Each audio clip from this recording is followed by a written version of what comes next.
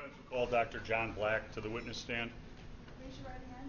Do you solemnly swear the testimony you're about to give in this matter will be the truth, the whole truth, and nothing but the truth, so help you God? I do. You may be seated. Doctor, I'm going to hand you a series of documents and then ask you to testify and authenticate to them, please.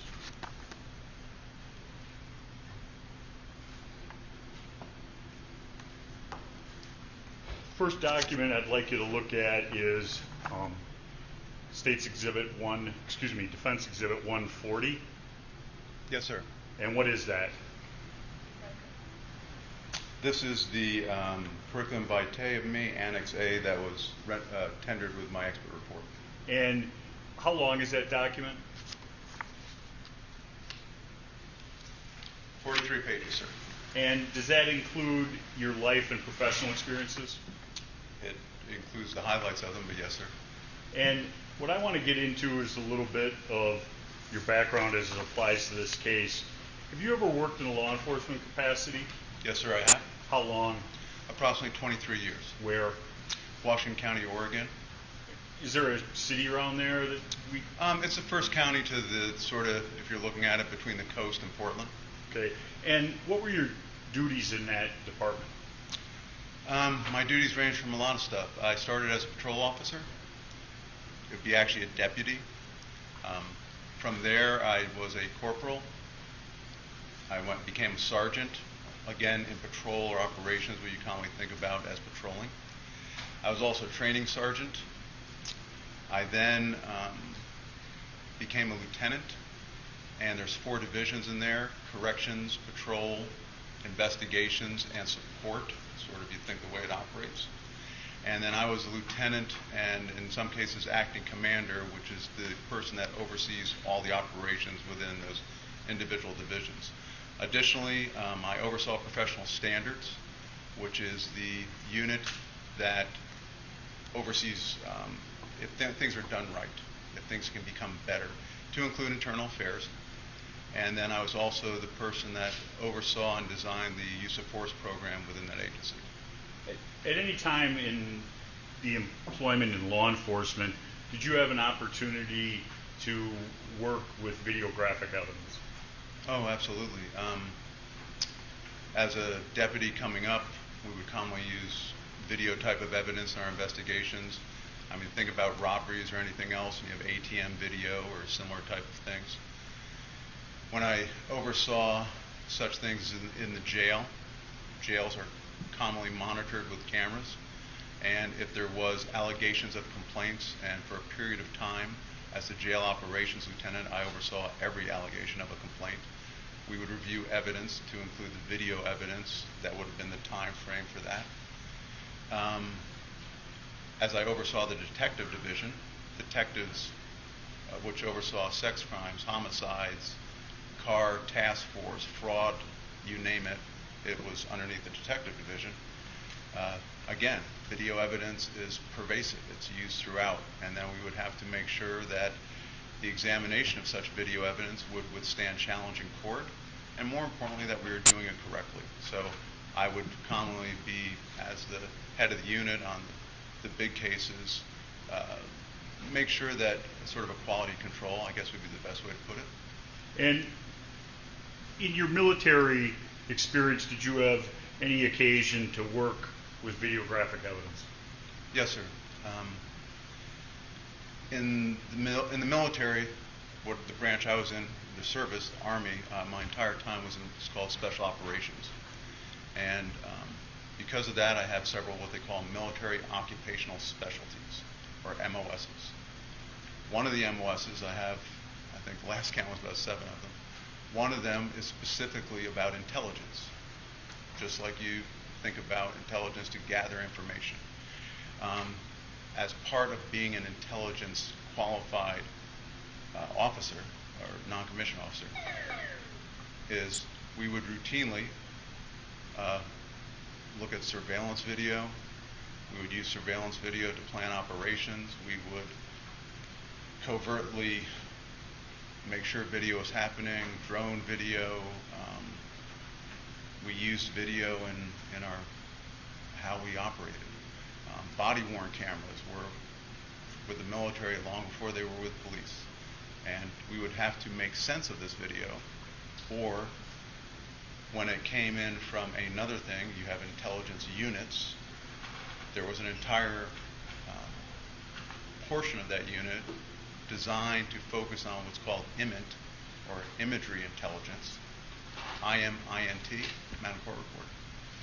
And then so because of that, we routinely both used it, operated with it, similar type of things.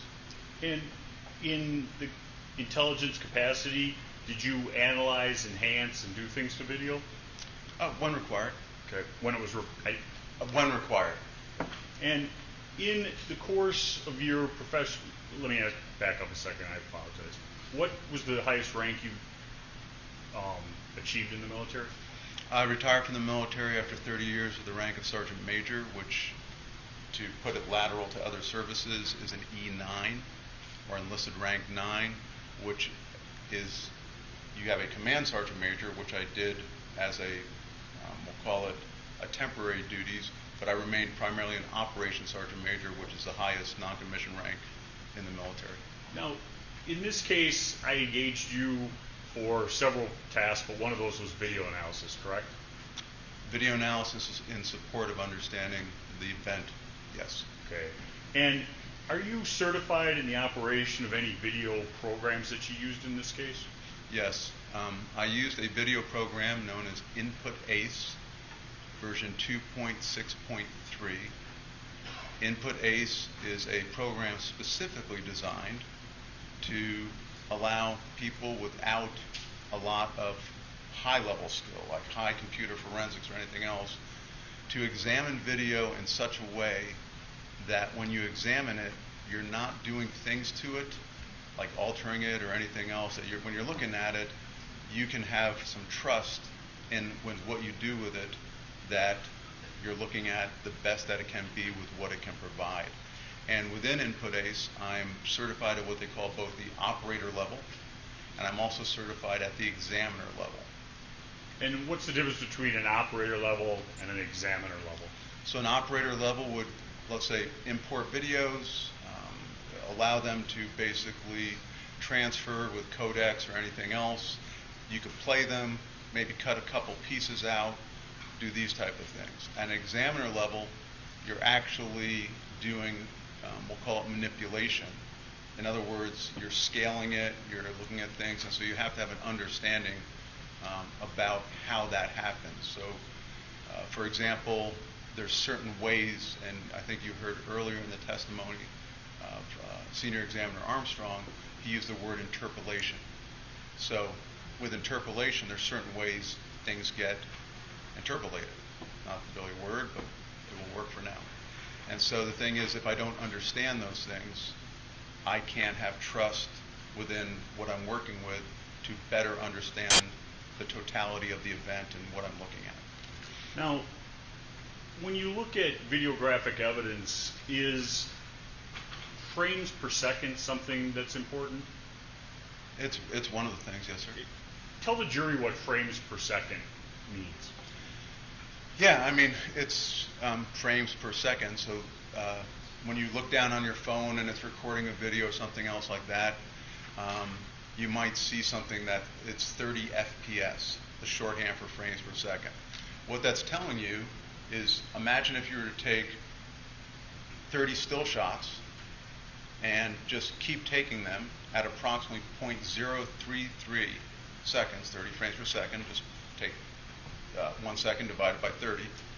It would take 30 of those pictures in a continuous stream to make the 1 second that you're looking at, 30 frames per second. 60 frames per second. 60 frames just means that rather than having 30 still shots, you got 60 still shots. It's still 1 second, still the same resolution, potentially, depending if you haven't changed anything else.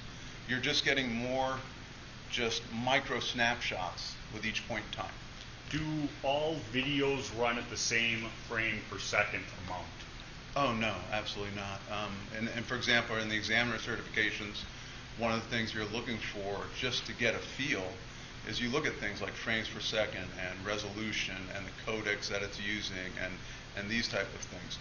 For example, 30 frames per second is common, but also 24 frames per second is common for high definition video because it's a more universal type of things. Or I want to say 23.95 something or 6 something is used for what they call NTSC. N, November, Tango, Sierra, Charlie, which is more of a European format like PAL. So the fact is, the short answer is the frame rates will vary depending on who's using what kind of camera or equipment or what they're trying to do. Now, resolution is also a part of the analysis? Resolution is part of understanding the video, yes. And what is, how do you define resolution? Yeah, it's defined a couple of different ways, but it really is talking about the same thing, and I think you heard it. Is it all right to refer to my notes? Yeah. May I refer to my notes? Sure.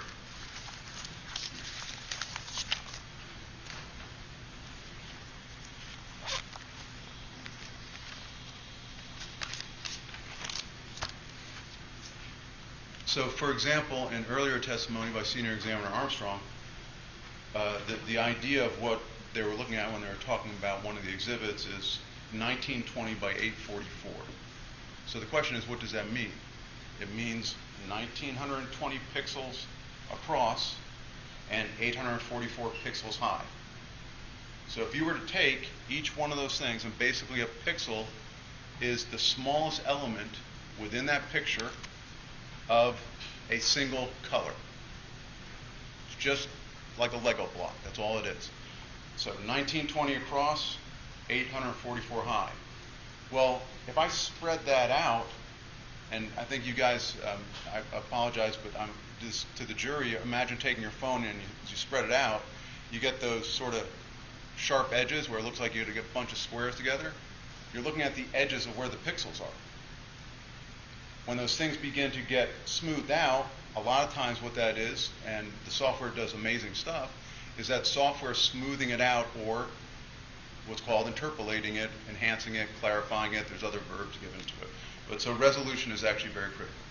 Now, when one tries to look at different videos, but syncing them up, what role does sound play? Yeah, so one of the things that's kind of unique with when you have it like an MP4 file, a very common type of file, in a video format, there's a soundtrack to it. Well, when I try to store video, most programs, we want to sort of compress it up because it takes a lot of space. So what a lot of programs do is they'll take a look at it and say, hey, you know what, those 30 frames per second, 3 or 4 of them are just really exactly the same. So what I'm going to do is I'm going to get rid of those frames. So it's going to save me some space when I store it, right? But the audio track, which is completely separate, is not compressed. It's true against time. So what I do, and to understand and do the analysis, is I try to get as many different things, an audio track, take a look at the reports on what people perceive, take a look at the different videos, because remember, videos come from different perspectives. Sometimes we have them dead on, another person was to the left, and then what you do is you sort of put this all together to index it so you can get the best possible approximation of things like time and these type of things. And is sound used to help sync up the videos? Yes, sir. And when you use sound, do you use a computer program to analyze that? I do. What is that? It's actually Wavemaster Pro by NCH. Okay. And when sound is analyzed, it puts together what would commonly be like a picture graph that's, referred to as a waveform. Yes. And a waveform then allows you to see where the sound is for an event that's in the video, correct? Well, it allows me to, so a waveform, if you've ever seen them, is those things that sort of have the big spikes in them and this type of stuff. A gunshot, for example. A gunshot has a loud percussive noise. I listen to the thing as it's playing. I see a big spike within the waveform. I can now mark that spike and say, That's the beginning of the gunshot. I listen some more, I watch the waveform shift, there's another spike. So what it allows me to do is it allows me to see a visual representation of sound, and now I don't have to be sort of hitting the space bar or using a stopwatch to hope I'm at or around the sound. I can actually mark that sound within it. It's the same if I look at it for 2 minutes or 20 minutes, the sound still occurs in the same place. And you're using the frames per second, which is known, to determine the distance between shot one and shot two, so to speak. Actually, what I'm doing is within the sound software, I know that the time between, let's just say, and let's use gunshots, shot one and shot two, whatever that might be, but 2 shots. We'll call them shot one and shot two. As they play in front of me, I can mark them. I see a finite time measurement. I can now, with an index point back in the video, I can go back to the video and say, oh, look, there's the same place that that sound is occurring in the video frames. Well, now since I have a known time from the sound, I can then begin to take that known time and back it up to the other shot. Now, a quick point of clarification. Sound does not travel absolutely perfect. Shorthand is basically, for the time in this place, the distance of 1,100 feet, which is about where this event was occurring. It would take sound about a second to travel. So if you were standing in the middle of all this, it might be half a second this way or half a second that way. So you make allowances for that, but you have to understand that sound isn't an absolute determiner. That's why you have to take all this in total when you're thinking about it. But that's part of the way that you index. Now, in the course of your engagement in this case, you prepared a report which was labeled a supplemental report, Exhibit 141, correct? That is correct. And then, because there was new videographic evidence found recently, you added to a supplemental, and that is Exhibit 141, correct? Well, 141 is the supplemental, as at least what I have in my hand. The preliminary is 139, and the sup is 141. That is correct. Okay. If I misspoke, I apologize. Yeah. And you also did a timesheet, which is Exhibit 142, correct? Also correct. Now, what I was looking from you was for the total time of events that happened on August 25th of 2020, beginning with what happened at Car Source 1, correct? Part of the timings, that's my understanding, yes. And I gave you what would be a known time where Kyle is on video stating friendly, friendly, friendly. And you synced that amongst other videos, correct? You gave me a known location to look at. The time is estimated, and then what I did is, using that as a start point, I actually found other places to sync, and I worked backwards to that time. And when you synced up all the different, not all the different videos, but the videos that you used in this case, you were able to get them to sync to what level?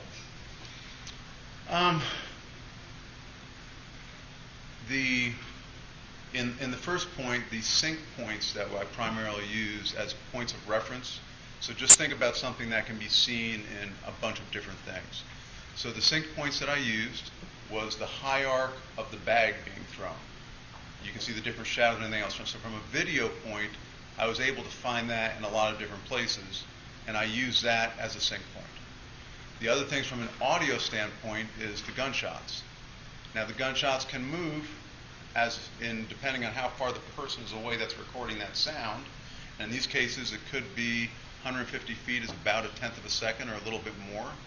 So between the different things, I would say I have confidence in the different timings here, plus or minus 1/10 of a second.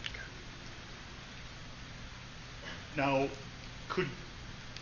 and then I asked you to break down basically into several groups, but event number 1 starting with friendly, correct? Yes, sir. What I would refer to as the transition from event 1 to event 2, correct? Yes, sir. And then event number 2 from beginning to end.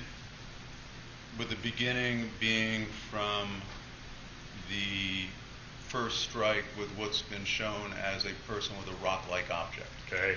And then the end of event 2 would be defined as what? The 4th shot by Kyle Rittenhouse. And from the end of event 2 going on to end being what?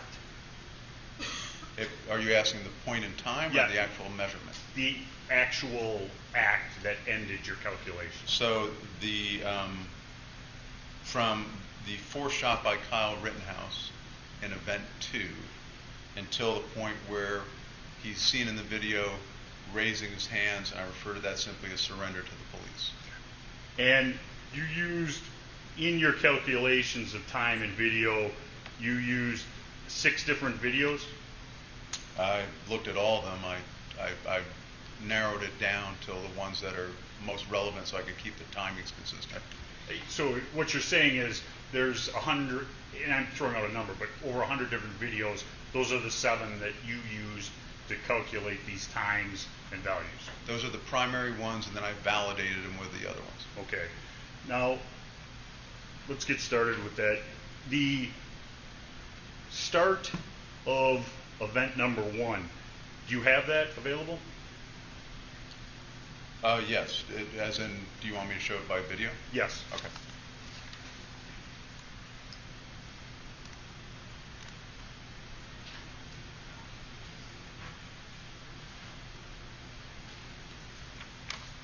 So at this point, and understanding what this point is, this is from, if you can see on your screen, the parent file. This would be the point where friendly is heard within the soundtrack, and obviously we can play that as well. So. Please. Your Honor, I'm going to object. This is beyond the scope of the court's order.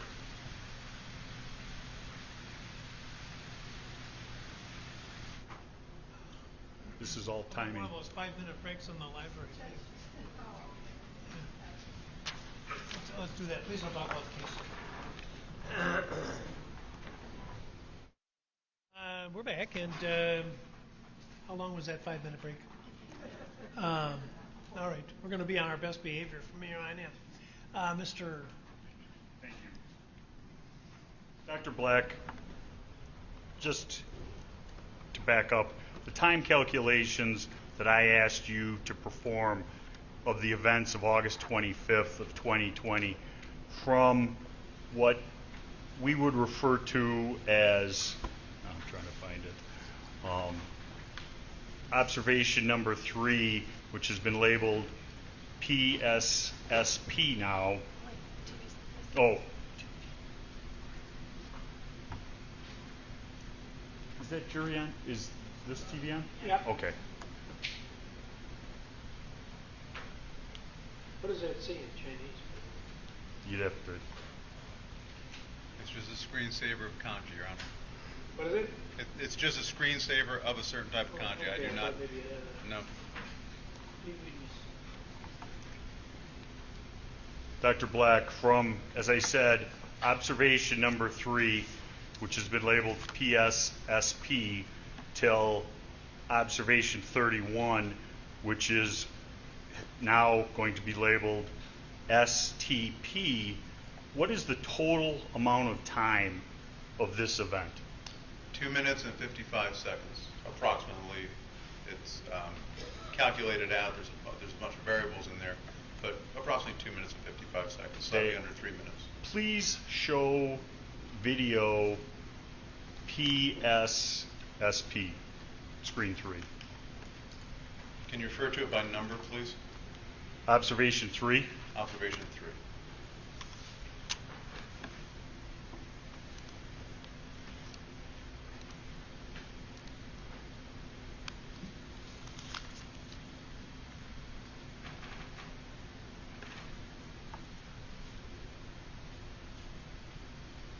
Now, have you done anything to change this video? No, sir. You'll notice in the screen it's at 100%, 1280 by 720, and if you wanted more knowledge about it, it's at 30 frames per second, et cetera, et cetera. Okay. But it's unchanged. Please play the video. Okay, this is just a still frame, sir, that you want. Okay. There. But I can play from here. Is that what you're asking? Yes. Okay.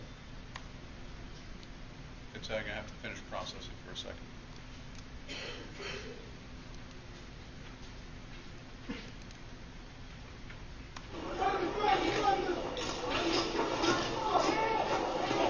Stop, please.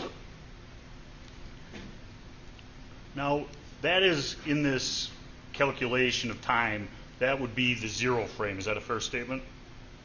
Yes, what at this point here, that would be approximately where what you're referring to as a 0 frame. That red mark would be the 0 frame. Okay. Now the next observation 4, which is JRPK. Did you do anything to enhance this video? No, but I'm going to have to, with the numbering while we were gone, you're asking for an observation that's no longer sitting in this. I mean, and maybe I'm misunderstanding what you're asking for. Well, in the Exhibit 142, observation 4, we've agreed to label it JRPK. Right, but okay. As part of what happened with what we had discussed, the observation 4 that's on here is no longer in the menu to the left. If I have to, I'd have to bring it back. I can get you there if you Is want. observation 5 available? Yes, sir. Okay. And observation 5, the event described has been labeled BBTB. Has anything been done to enhance this? No, and this idea, as I'm bringing it up, in answer to your question, there's different places where observation 5 that you're referring to is being shown in different videos. This is one of those. Okay, please play this video.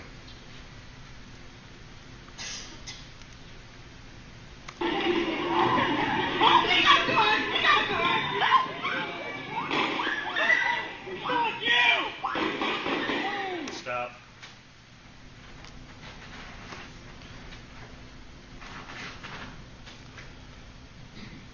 Going to observation 7, which has been now labeled JREC.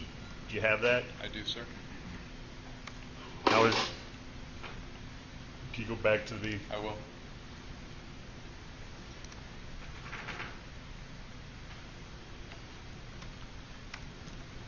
You ready?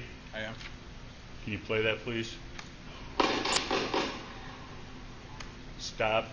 Now, this screen is the start of the gunshots that have been attributed to Kyle Rittenhouse, correct?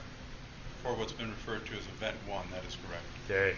And using your program regarding sound and video, you have determined how far apart shot 1 and shot 4 were, correct?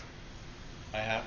And that's by using the frames per second and the audio graph? It's a combination between them both, but yes. Okay. And if I label shot 1 as 0 time, when does shot 2 occur? Approximately 3/4 second by the different timings, 0.739. Okay. I want to get shot number 2 first. Oh, I'm sorry, my fault. The second shot, using shot 1 as a 0 point, would occur 0.263 seconds after shot 1. Okay. And what is the time between shots? What is the second and third shot? The time between the second and third shot would be .247. And the time elapsed between the third and fourth shot. The time between the third and fourth shot would be .229. And the total of those 4 shots fired by Kyle Rittenhouse occur in what amount of time? .739, or again, approximately 3/4 of a second. Now, The shot, and you're looking at this videos, is not, those 4 shots are not the first shot, correct? The first shot within the soundtrack around that time, those 4 shots are not the first shot that I hear within examining this video. That is correct. And how many shots or shot were heard before those 4 shots? Well, there's gunshots throughout the evening that I examined, but there's one clear shot that's heard prior to that. And that occurred how many seconds before shot 0 or shot 1, which is the same shot? So the shot, you referred to 2 shots as shot 1. So shot 0, the difference between what we're calling the first shot and then shot 0, is that correct? Well, no. What I will refer to as the Zeminski shot. Counsel, we agree that the first shot was Mr. Zeminski? Yes. The Zeminski shot to Kyle, shot 0. The time between the Zeminski shot, as you referred to it, and the shot attributed to Kyle Rittenhouse as his first shot would be approximately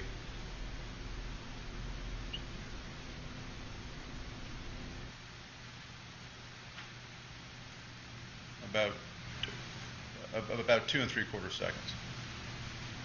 Again, I can look at the exact thing if you want. I just don't have the That's time fine, in front of me. sir. Now, going down to screen 15, what we have labeled A1ST. Can you find that, please?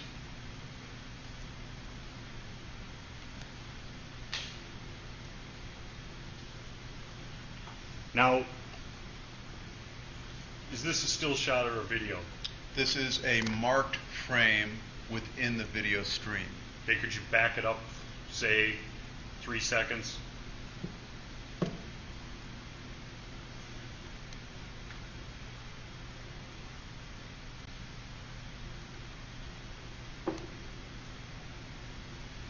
That's approximately 2.5. Is that enough? Go back just a little bit more. That's good. Okay. And would you play that?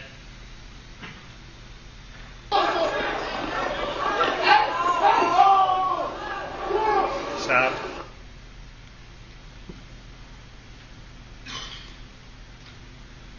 Now, that observation, according to Exhibit 142, took place 28 seconds after the beginning of Mr. Rittenhouse leaving car source 3.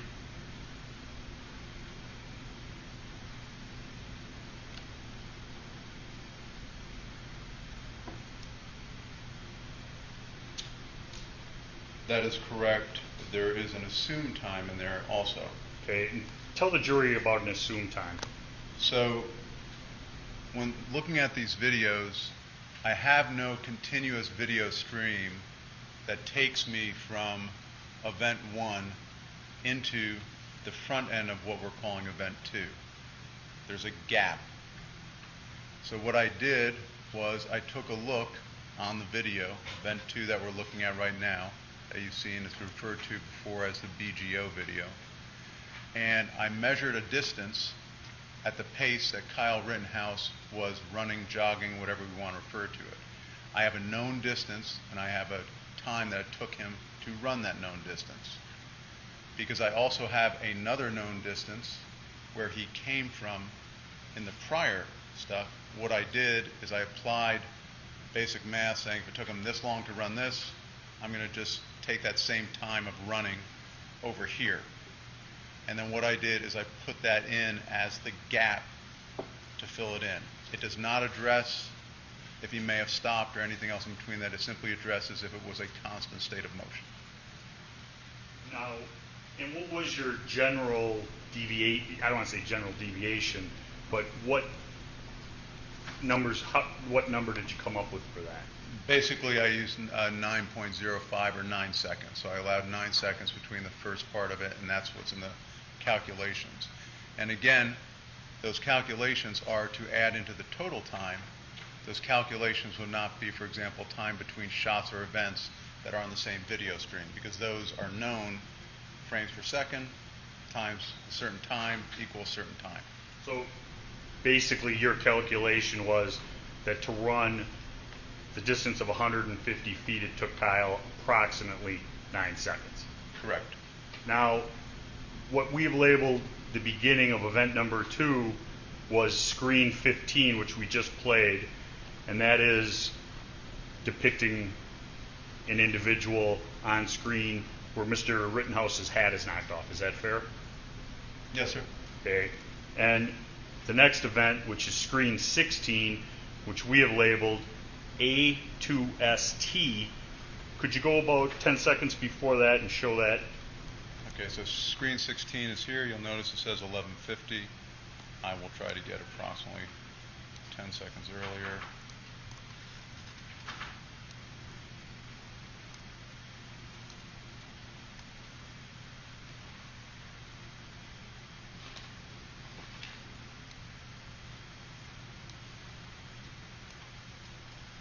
You know, that's plenty far back. You want me to play at this point? Please.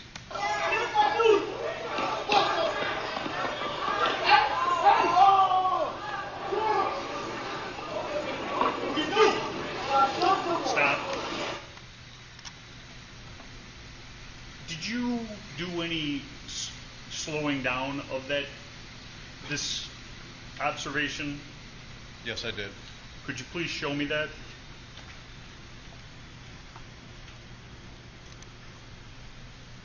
What you just played for the jury was real time? Yes, sir. Okay, and there's a slow motion version? Yes, much like what you saw Senior Examiner Armstrong this here, which is about to be played.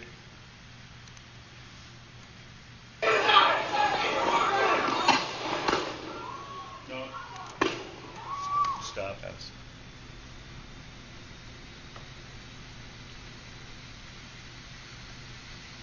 The slow motion of screen 16.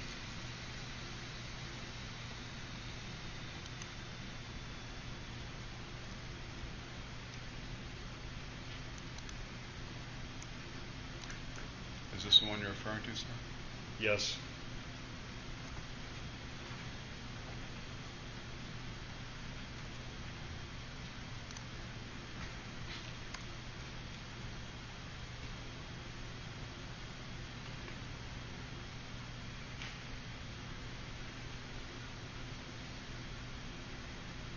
Yes. Can you go back, please? We lost Sure. are both of them on?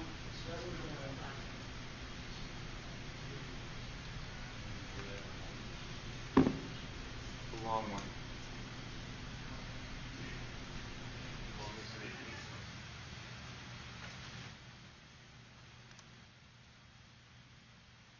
I found if I hit it twice really quick, it works best.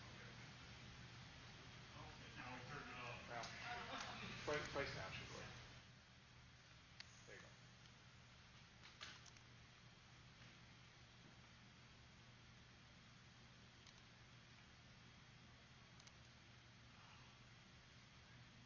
Watching it on?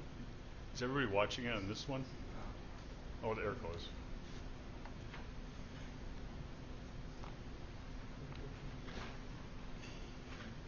I don't know why it's not coming up on that one. I did.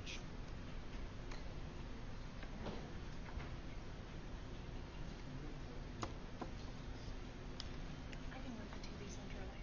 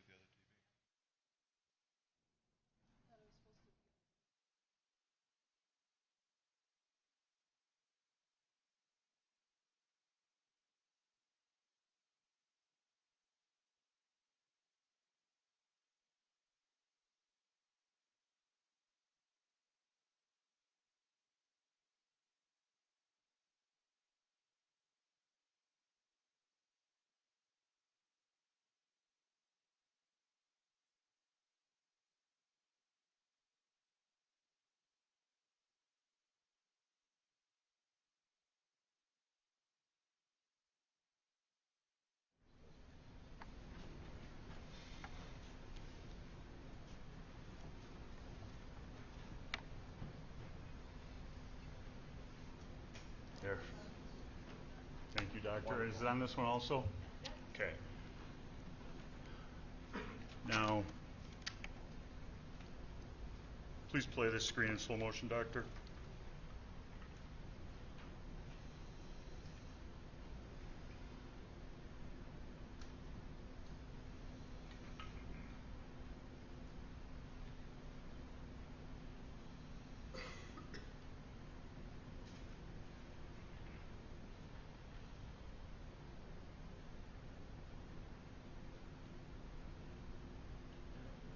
Stop.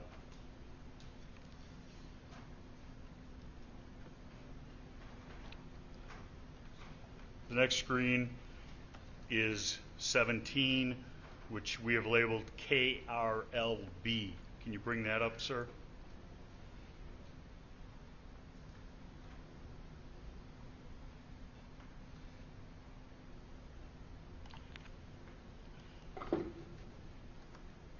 And go ahead. Stop. This video, have you slowed it down for analysis? I have. Could you please bring that up on the screen?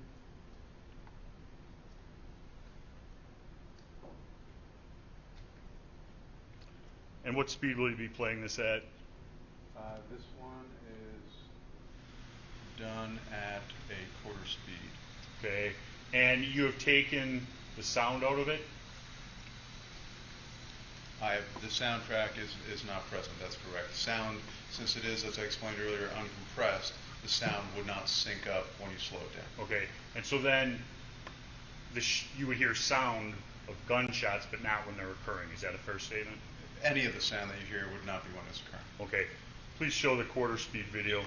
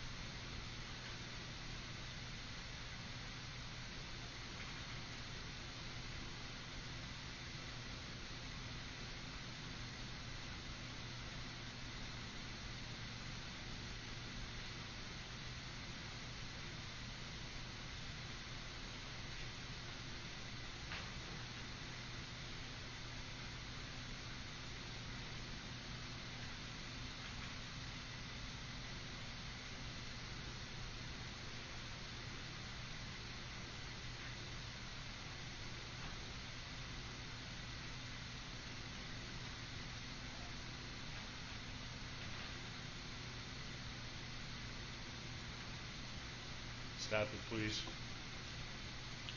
Now, using this video and the audiograph, were you able to figure the times of certain events in event number 2?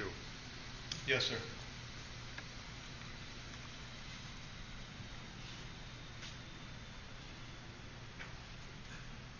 From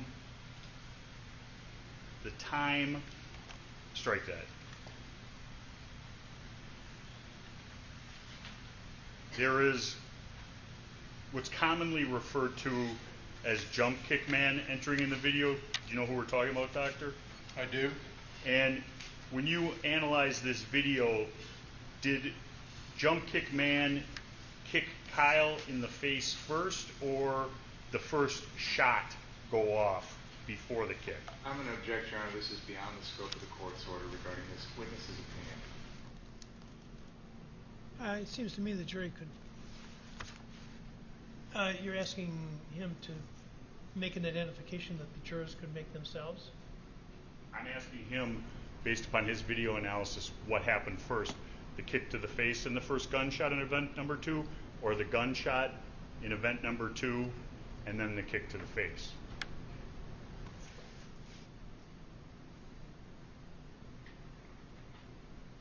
Overall. Can you ask the question again, please? Yes. Based upon your analysis of the video and sound analysis, what occurred first, the kick to the face by jump kick man to my client, or the first gunshot? Based on my analysis, the kick to the face occurred prior to the gunshot. And after that, was Kyle's first shot in the second event, correct? If I'm understanding the question correctly, after the kick, the first shot in the second event occurred. That is correct. Okay, and that happens, I mean,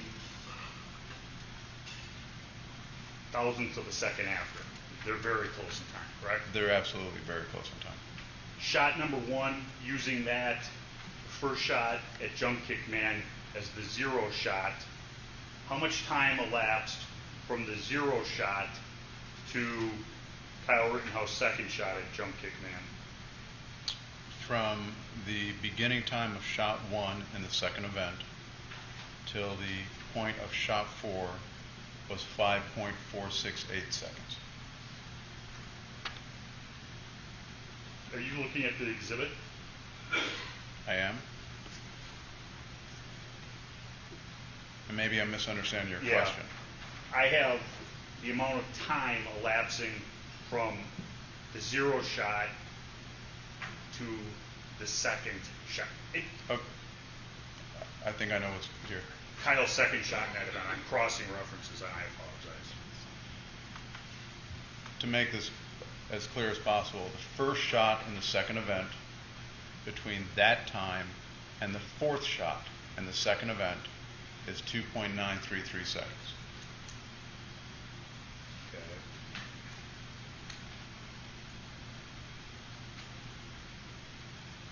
And how many of shots were fired in event number 2 in total? For the shots from what's been attributed to Kyle Rittenhouse, 4. Okay. And the timing between each shot. So Kyle Rittenhouse, and I'll keep it constant. Kyle Rittenhouse shot 1 is at the zero time, correct? If we use that as a zero time or starting point, we will call that 0. Okay.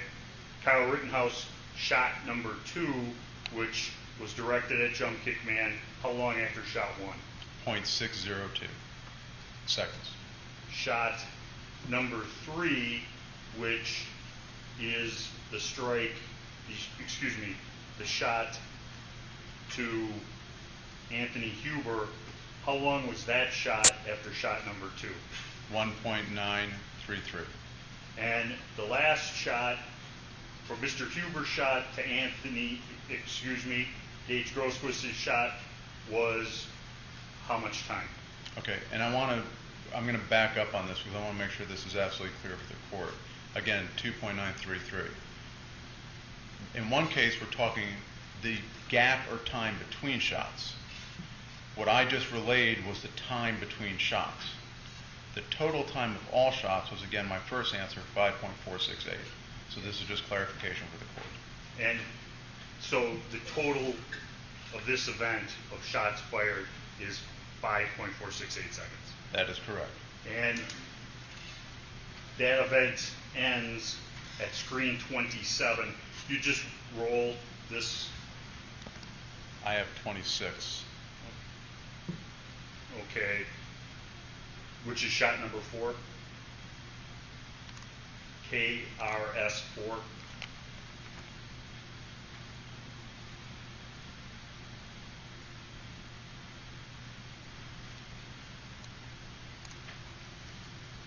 Go ahead.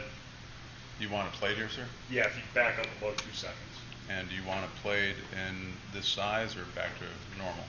That size is fine in a factor of half or quarter speed, please.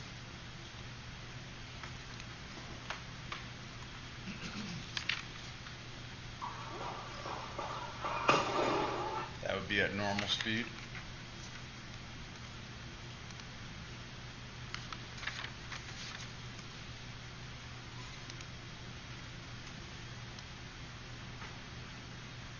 From approximately the same point, slowed down.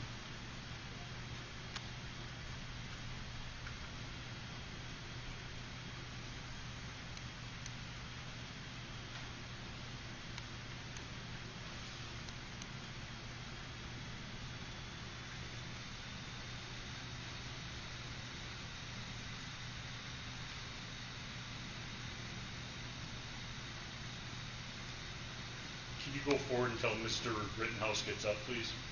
Yes, sir.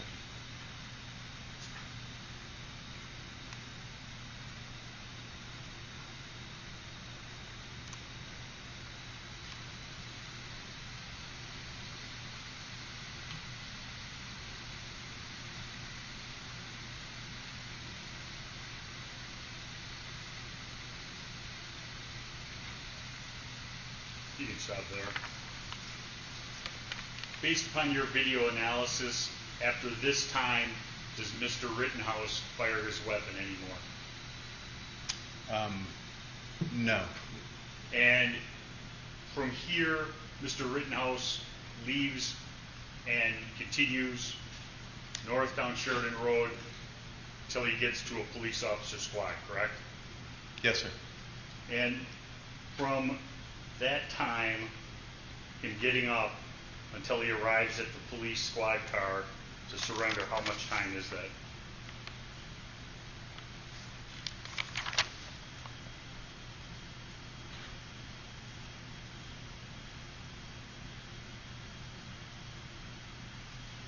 Doing quick math, approximately 1 minute and 26 and about 3/4 seconds. So 126.75? Approximately, that's just doing quick math. Understood.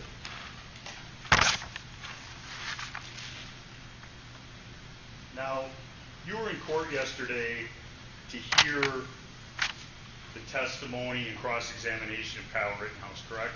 I was. And you observed the demonstration that the state put on in showing frames 476 to 500 in the BG of the scene video, correct? I did. And 476 to 500 is how many frames per second? Well, depending on the video that they were showing, my understanding, if my recollection is correct, is they had told us that it was 30 frames per second. Okay. And at 30 frames per second, that would have been less than a half second of actual action that are broken down into stills, correct? Again, the numbers being 476, is that correct? 476 to 500. Right, so that would be 24 frames at 30 frames per second. If it was 30 frames per second, it would be approximately 3/4 of a second. And Doctor, when one looks at video as a depiction of an event, does that necessarily show what the actors in that video were observing? I'm going to object, Your Honor. This is beyond the scope of the court's order. This is the video that... Overruled. The short answer is it's impossible for it to do that. Describing it to you the best way that I can. Imagine, well, you were just doing it. All of you were looking at a video screen, a depiction. It's a known focal length from you, yet you can see from maybe, if I go halfway between the jury, about 12 feet, and that stays constant.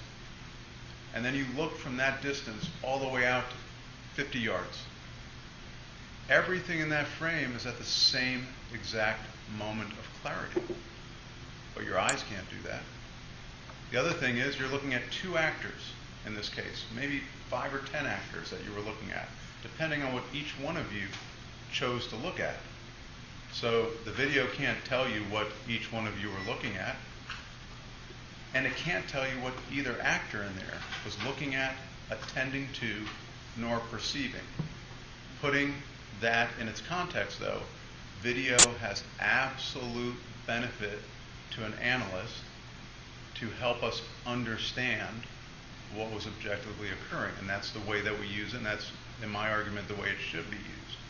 But it also has potential limitations, and I think you actually heard Senior Examiner Armstrong speak to some of those limitations. Camera movement, movement of people, lighting. So, for example, we can brighten it up a little bit or clarify it. You can't do that with your eyes. So the short answer is video has great value, but it is not the experience or the perception of the people involved in the event. It can't be. What is the difference? I mean, video is 2-dimensional? Yes, sir. And reality is three-dimensional? At a minimum.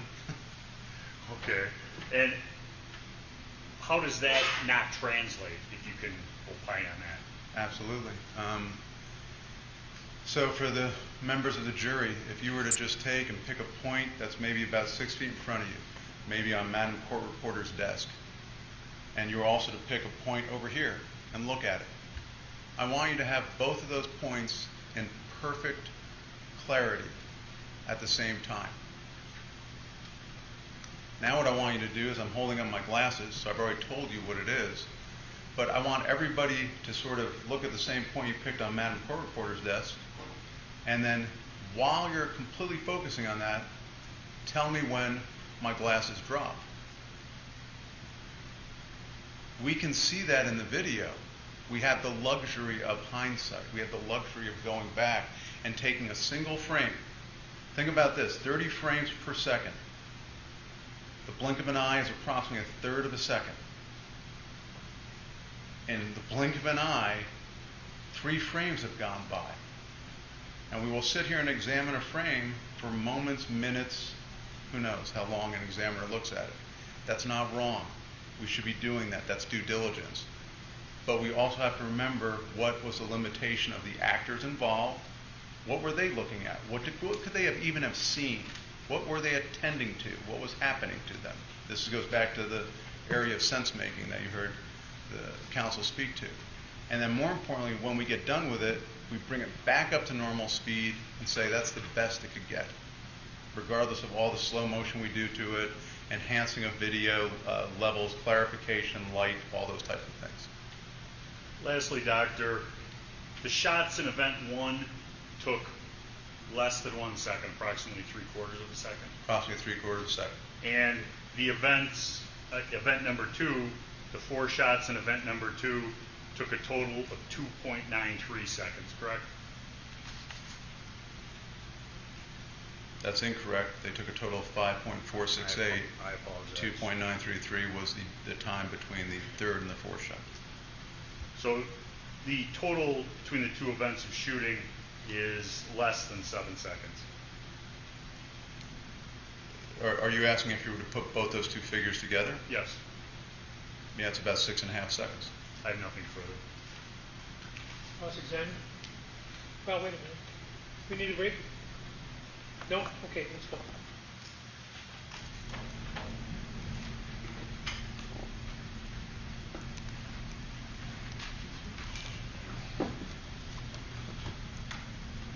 Do you want this off screen, counsel? No, you can leave it up. That's Okay. fine. Thank you. Yes, sir. You indicated earlier that your law enforcement experiences in the state of Oregon. Is that correct? Yes, sir, it is. You have never worked as a law enforcement officer in the state of Wisconsin? No, I have not. And you were retained by the defense to provide expert opinions in this case, correct? Yes, sir. And you are being compensated for that? Yes, sir. What is your hourly rate? It varies somewhere between, for certain tasks, $160 an hour, and other tasks up to $480 an hour. And for your testimony here right now, are you billing at a rate of $480 an hour? No, sir, I'm billing at a rate of $320 an hour. $320 an hour to be Yep. here in court to Yes, sir. testify?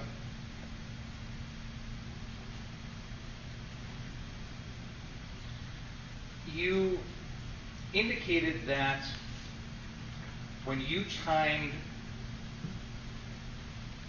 the gap in time between what we are referring to as the Zeminski shot, that's the first gunshot, in the incident between the defendant and Joseph Rosenbaum. You're familiar with what I'm talking about? Yes, sir, I am. The time between that and the defendant's first shot at Joseph Rosenbaum, you timed that at, I believe you said, about 2 3/4 seconds. Is that correct? And I can bring it up exactly if you want. Yeah, could you Is that please? helpful?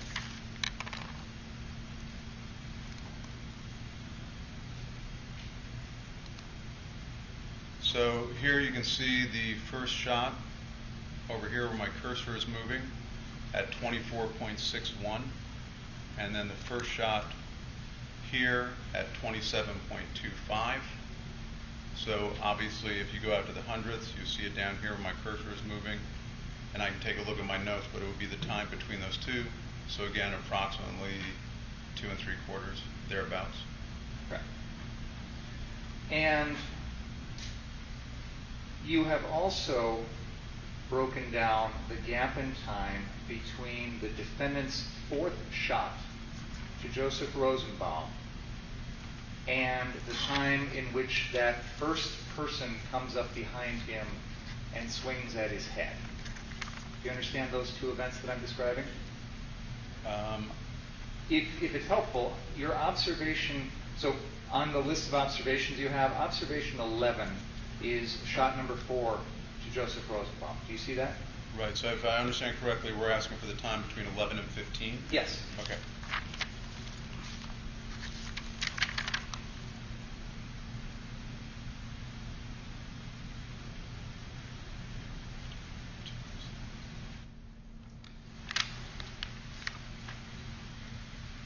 I'm glad you're doing the math for me, by the way. 'Cause I'm about to bring my calculator up in front of the screen for you guys. But putting that aside, 1.837.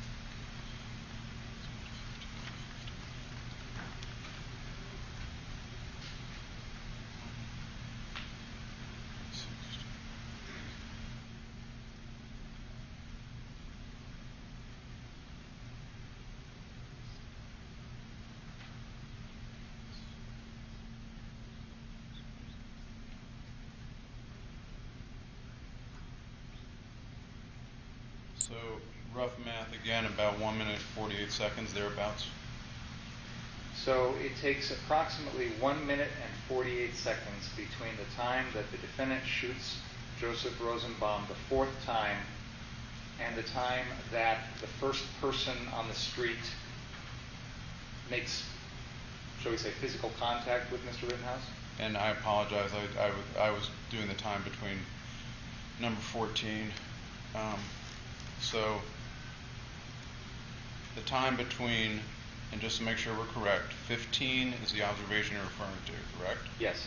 And the time between observation 11. Yes. If it's helpful, Doctor, I'm doing rough math in my head. It appears to be roughly 59 seconds, about a minute. Does that sound about right? 48, 49, 50, 57.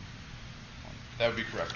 Okay, so about a minute passes between the fourth shot to Joseph Rosenbaum and that incident where you're pinpointing someone coming up behind the defendant and swinging at his head. Fair to say? That's fair to say. Okay.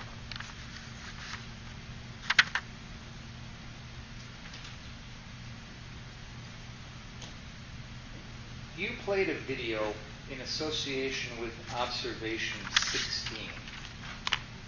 Do you have the ability to access that video on the screens right now? I do, sir. Do you have the ability to show us metadata associated with this video?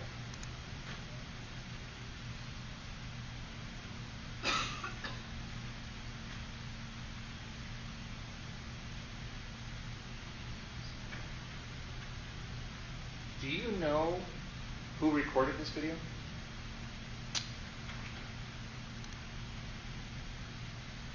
I'd have to go take a look for the initial video that I took it out from. It will be in my notes. Do you have those notes with you? I'd have to go into the digital notes on this in front of everybody. But I can find it for you, and it will be included in the report that was asked for earlier. Okay. Let's come back to that. Mm-hmm. Let's keep going. And you also played for us a 1/4 speed video. Well, the second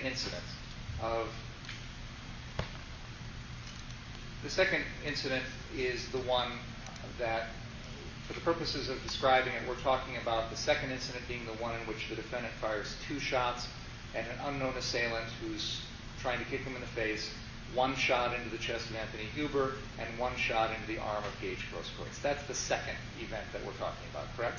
Correct, and if we're talking about that would be the start of the video that you saw. And this is a video that we've also referred to as the BG on the scene video, is that right? Yeah, BGO on the scene, yes, sir. Okay. And you had the ability to show us this video zoomed in and at 1/4 speed, is that right? Well, it's not zoomed in as you see it here, but yes, I do have that ability. sorry, I didn't hear that. You have the ability with your software to do that as it plays? As it plays, yes, sir. Okay. So, for example, the one that's up on the screen right now, that is the normal speed version? Or is this the slowed down? That would be the slowed, and the light levels have also been enhanced slightly. Okay. And the version that we've got on the screen right now, that's 1/4 speed? That would be 1/4 speed, yes, sir. And is this video that you've got on the screen something where you could play it for us right now, starting at the point we see on the screen, all the way past where the defendant shoots Mr. Grosskreutz at Yep. 1/4 speed? Yes, sir, I can. Can you do that for us, please? Yes, sir.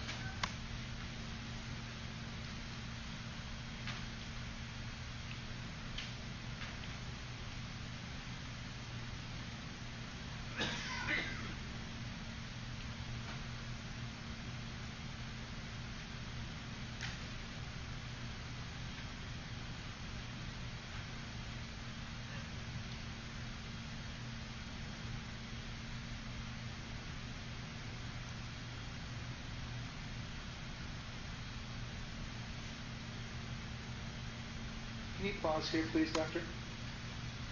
At this moment in the video, do you have the ability to zoom in so that we can see even clearer the area between the defendant and Mr. Grosskreutz? Could you move it maybe just a little bit to the right so we can also okay. see? Yeah, right in there. Is it something where you'll be able to keep the video centered on that location? I can. You'll see me moving to do it, but I can do it as I'm moving. There'll be a little bit of a jag. It's not going to be smooth. Would you be able to play from this point and try and keep it in as zoomed, as clear, as close as possible so we can see the defendant and Mr. Grosskreutz? Do you understand what I'm asking? The goal would be to keep this and this in frame at the speed that's being played. Yes. Could you do that for us, please?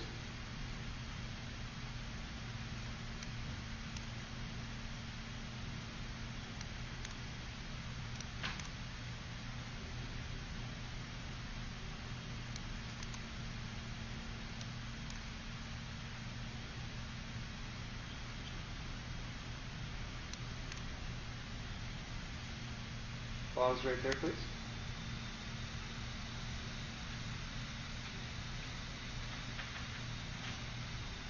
Now, Dr. Black, if I can look at your Exhibit 142, you have a number of observation points there. I think there are a total of 31 of them on this list. Do you have that in front of you still? I do. Okay. And observation point number 8 is the first shot that the defendant fires at Joseph Rosenbaum. Is that correct? Yes, sir. And observation number 26 is the final shot that the defendant fires at Mr. Grosskreutz, correct? Also correct. Can you tell us the amount of time that passes between the first shot, observation number 8, to Joseph Rosenbaum, and the final shot to Mr. Grosskreutz, which is observation number 26? I can, and again, and just to make sure that I have the numbers again, we're looking for observation 26, correct, as the stop point. Is that correct, sir? Yes. Okay.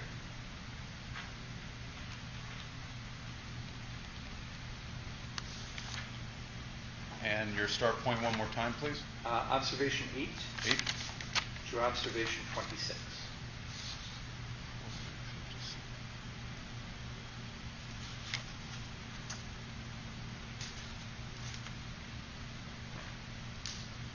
Approximately 1 minute and 20 seconds. In that 1 minute and approximately 1 minute and 20 seconds, the defendant fires all 8 shots that we see. Is that correct? Yes, sir. You indicated also you've measured the time between the 2 shots that the defendant fires at the person who jumps and tries to kick him in the face. Yes, sir. And you indicated that the gap between that first shot to that individual and the second shot to that individual was 0.602 seconds. Yes, sir. So approximately 0.6 of a second? Yes, sir. Okay. Now, you also have the ability with the software that you're using to give us the data that's generated by that software. There's a separate report you can generate as part of that. Is that fair to say?